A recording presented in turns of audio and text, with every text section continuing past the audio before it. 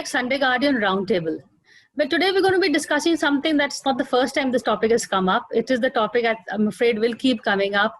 It's basically the larger atmosphere of intolerance, impatience, and a lot of it has to do with the freedom of speech, because whether it's the recent Prashant Bhushan case versus the court, whether it's the Facebook controversy, there are areas that need to be defined. When did the conversation become so intolerant, where, as Prashant Bhushan said in court very famously, that I have said what I said I thought was right as a citizen, as an upright citizen.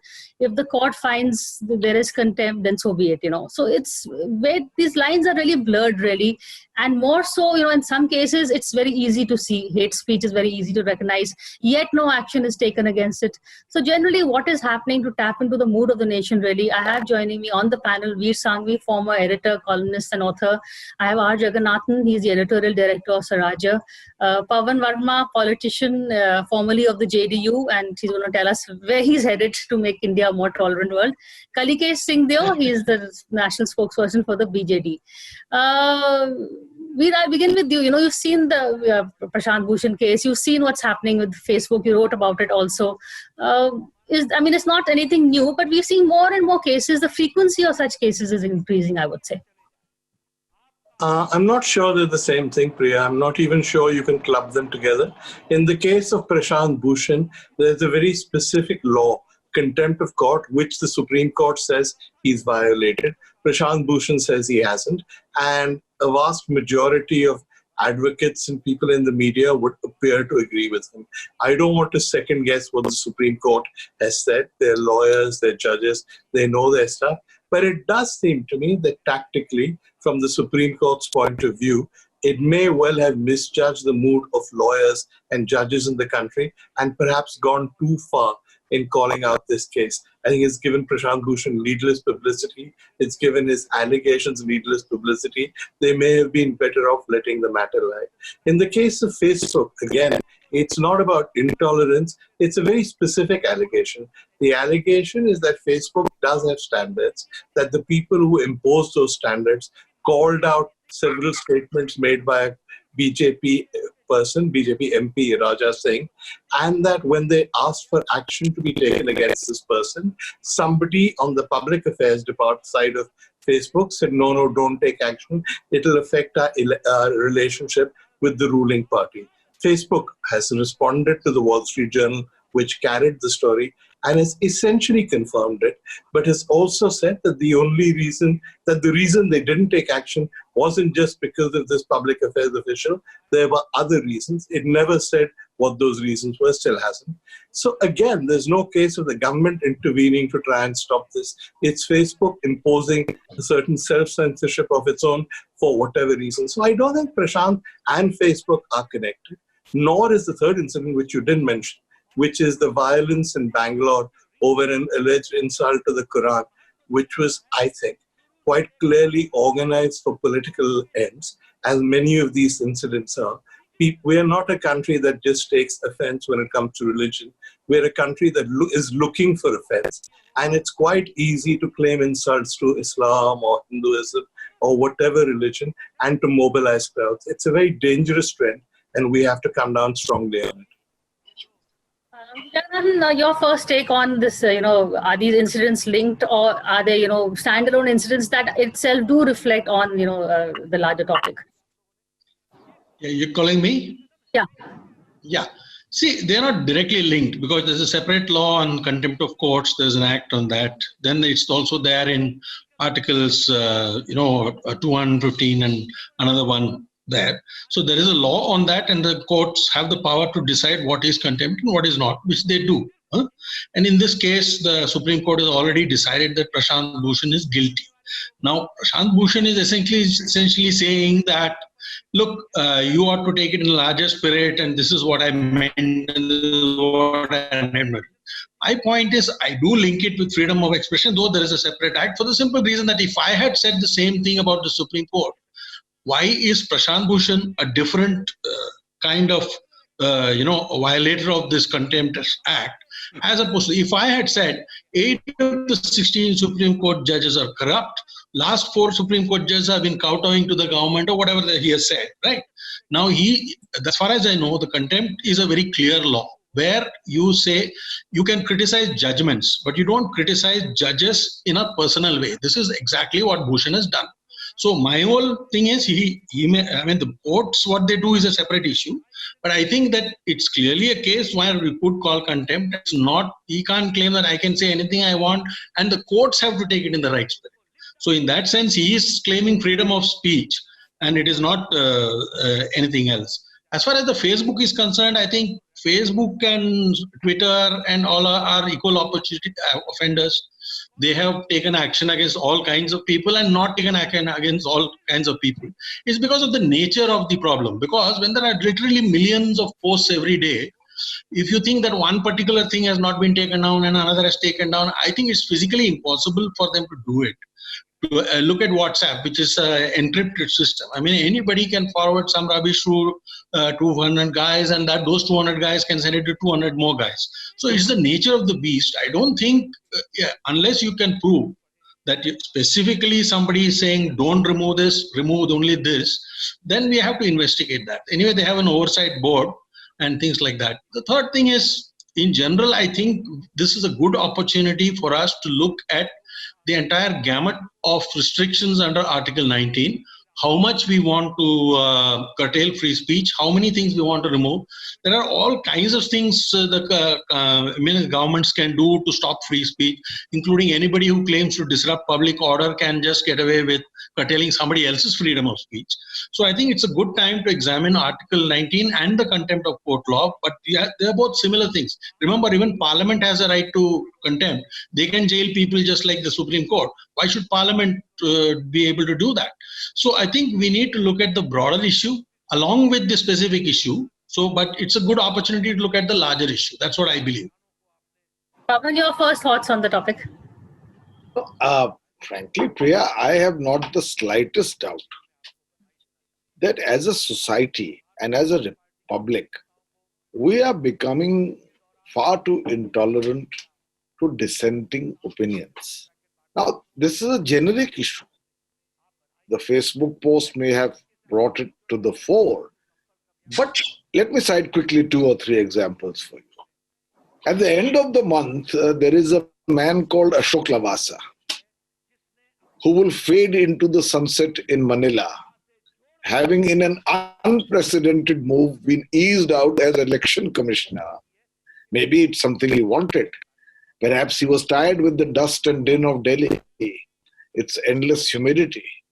But here is a serving election commissioner who is leaving the election commission and going away when he would have been chief election commissioner overseeing the 2024 elections, going away to Manila in a nondescript anonymous job in a multinational organization.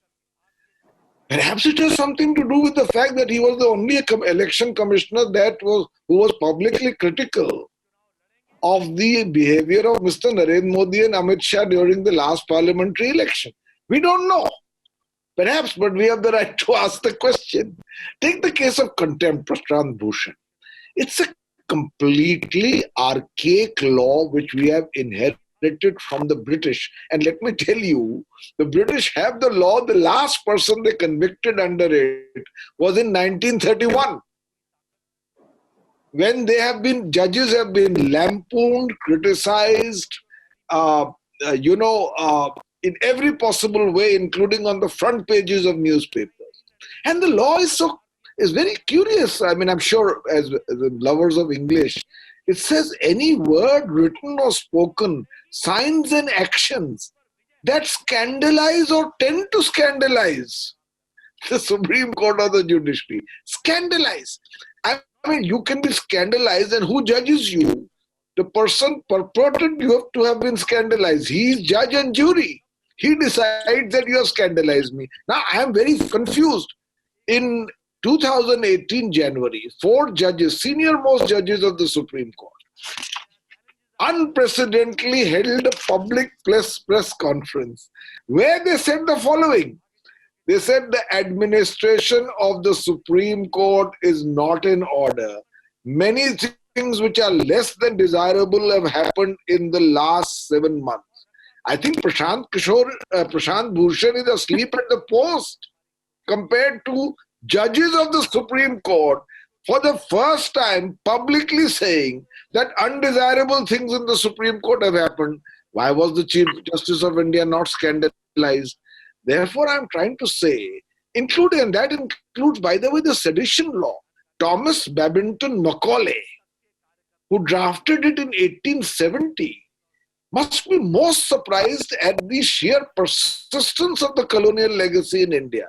If you look at the sedition law, it will make you smile and then literally curl up in indignation at what all it covers. Please allow me for a moment. On the sedition law, and these are things that the opposition finds very handy when they're in opposition and conveniently forget when they're in the government. Priya, just a second. I'll take 30 seconds more. Oh, sorry. I'm not saying, sorry, it's my dog. I'm not saying for a moment that it's about freedom of speech. That government. Correct. I'm saying that the laws are such, and the tradition of freedom in my country is remarkable. I mean, Brihaspati of the Charvak school, as a part of Hinduism, could say the Vedas are a bunch of lies. Javali in Valmiki's Ramayana could say, Ram, you are not God. Krishna could be questioned for having unnecessarily created the war at Kurukshetra. Nothing. We have not burnt a single person for heresy. No one has been burnt. Question China. Okay, I get your larger point. Let me get what is happening to our country?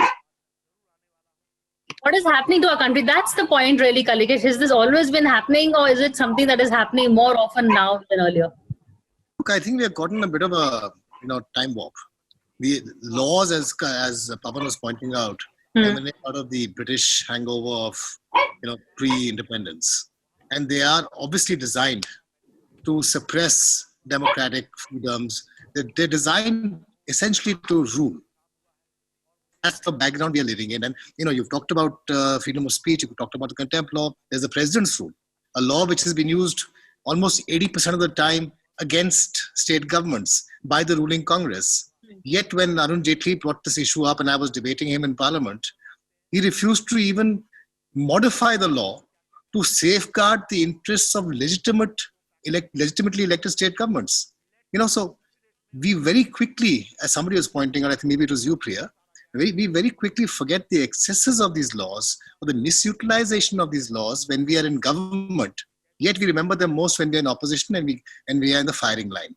Now, to think that you can actually curtail speech by inflicting one judgment of contempt of speech in an area, in an era where social media inculcates millions of comments every minute, I think it's insane. I mean, they may have picked on Prashant Bhushan because they may not like Mr. Bhushan very much, or maybe for the fact that Mr. Bhushan's comments actually hit home and hurt them where it hurt them most.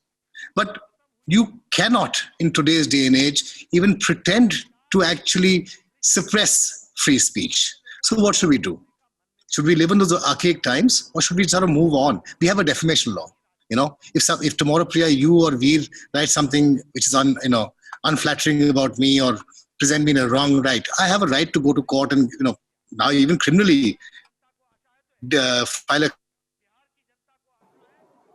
again, it's a bit excessive. But certainly if the courts function, if I can get that done, I mean, that should work. But again, courts don't work. In normal course of time, you and I cannot go and do that. So I think really have to get out of this mindset of milordship and get on to the fact that, this is democracy. This is the 21st century. Every institution can and should be questioned. That's the only way to ensure there's transparency. Transparency is a word that's coming up again, I think, in everybody's conversation, whether it's social media, the courts, or anything else. But also, is it time now to relook at the archaic laws? As Jaggi said, maybe freedom of speech needs to be redefined as to what is okay, what is not. Should there be more transparent rules for freedom and speech on Facebook, social media? There are no rules and regulations. Facebook says one speech is hate speech, another is not. If they have a system where you can they make the rules more transparent, I think that's going to help us. Veer. Yeah, transparency is part of the problem. The other part of the problem is the way in which our structure of laws works. And Pavan gave you many examples. The truth is that when India became independent in 1947, there were on the books many, many repressive laws, many of them legacies of the British, many of them, let's face it, introduced by the framers of our constitution, which gave the state untrammeled power. We worked on the assumption that the people who ran India were nice people and therefore they wouldn't use these laws badly.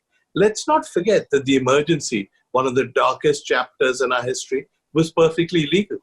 It was on the statute books. There was no problem doing it. That you can lock up the opposition, censor the press without any justification, and that you have a law that allows you to do it is pretty horrifying.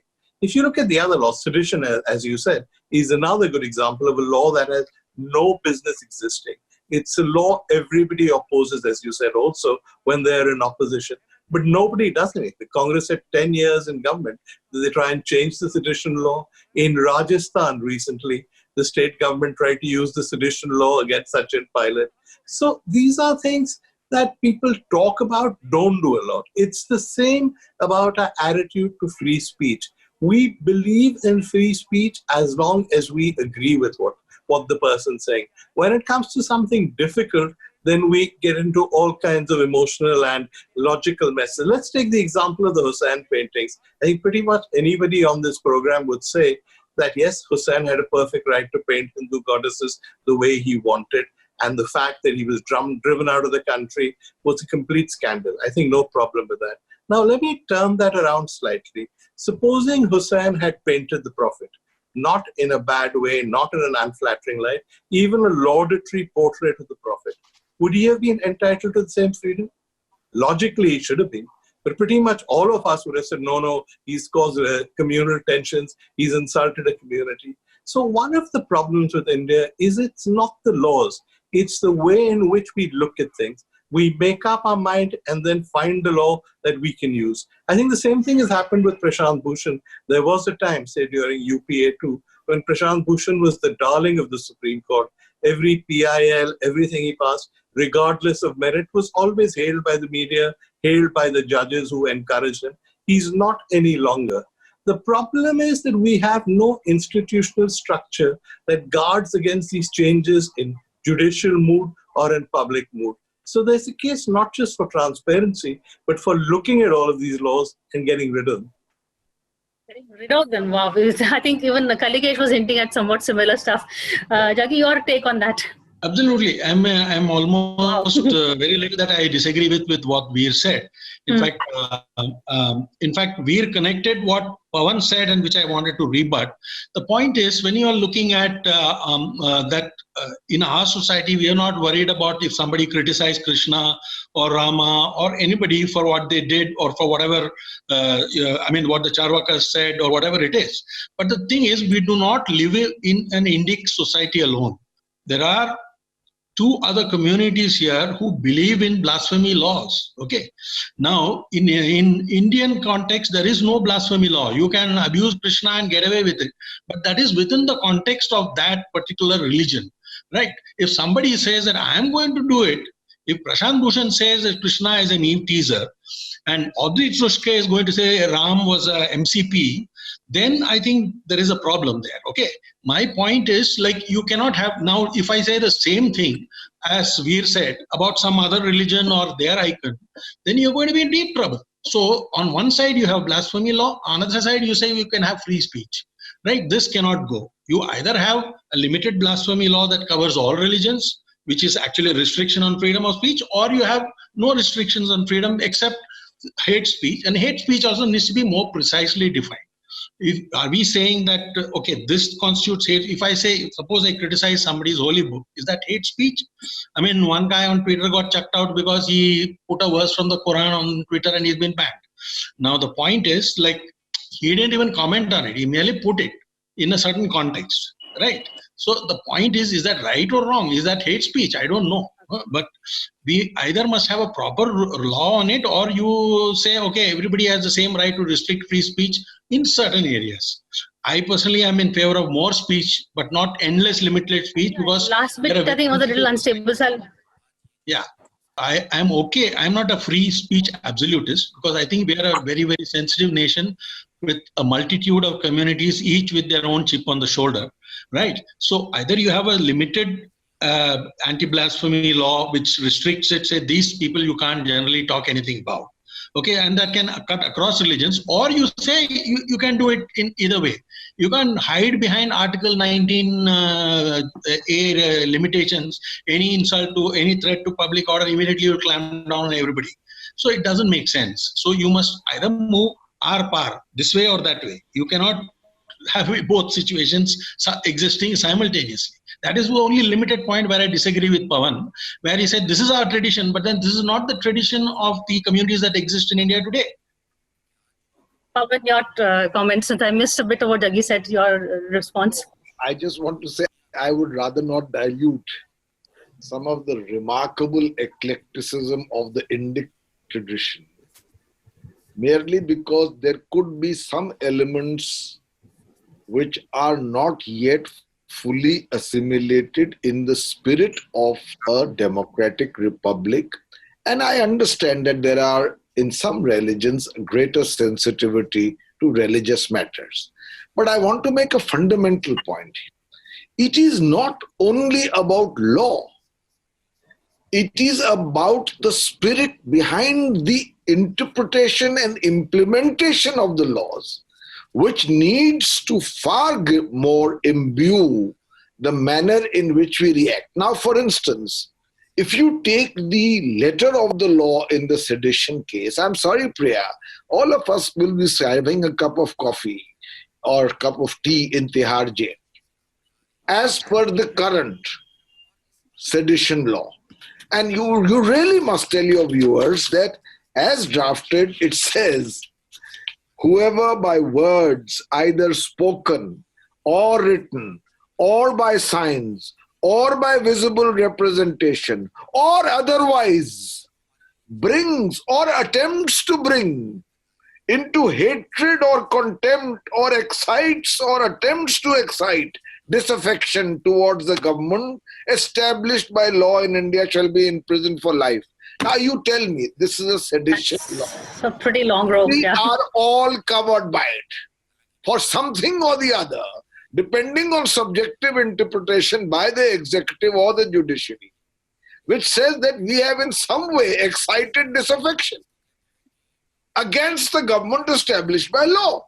First of all, the law needs to go. Secondly, I think this country, above all, should more vigilant, with greater sense of purpose and principle, preserve the democratic spirit which, in fact, the Constitution stands for. If societies and governments become so brittle, so overly, the thin skin that you have against criticism becomes the thick rod of authoritarianism. We have to be careful because we are not part of a tradition which has not allowed democratic debate, dissent, interrogation, query. Any government. Kalikesh, is the spirit of the law and those who implement it also we have to worry about. Absolutely. Listen, I'm a complete, I lean towards freedom of speech and freedom of most things, actually. To be honest with you, I don't think any law can cover every situation. It's not possible. Certainly the laws are archaic and they need to be reformed. And in my 15 years of being into the legislature, both in parliament and state assembly, I find governments are the most resistant to bring about any reforms in their laws. I don't know why, because that's what we're supposed to be doing instead of shouting and screaming at each other in parliament or in assembly. But I don't think, as I said, you can't have a law which is encompassing of every situation. Now, there is an element of subjectivity in interpreting the law, in implementing it. And that's where the problem arises. We all believe that the courts would, should, and could do it if they had the space and the inclination. But the courts just don't go about doing it. Now, honestly, you can reform the law, but the governments, if they want, or people in authority, if they want, will find a way to misutilize it or misrepresent it. And find a way of trying to scuttle any opposition, as we've seen across the world these days. You've got to have a non-partisan platform where these issues are judged. Now, again, I come back to my basic point. You have a defamation law. If I don't like what somebody said about me or my God, I should be able to take them to court and prove that the intent was wrong. It's not as Veer pointed out, a painter painting a certain god in a certain manner, or a writer writing about an issue in a certain manner. I don't think we will ever begrudge that as individuals, at least on this show. But certainly you have an Anand, a Hindustani Bhau who has 3.5 million followers, who's pushing people to kill various communities in India, and he's got 3.5 million followers. And this is the country we live in. So we need a law which does actually distinguish and differentiate between the two. And we need a strong course of action once these cases are proved. Unfortunately, the implementation, the justice pattern is just missing. I think that really Parliament, government, courts, they've got to be take themselves a little less seriously. I think that's a good note to end on. I think everybody should take themselves a little less seriously, otherwise Pawan will end up having coffee in jail.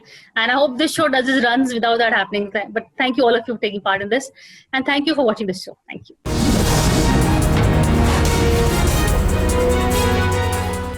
For more such videos, subscribe to the NewsX YouTube channel, hit the bell icon.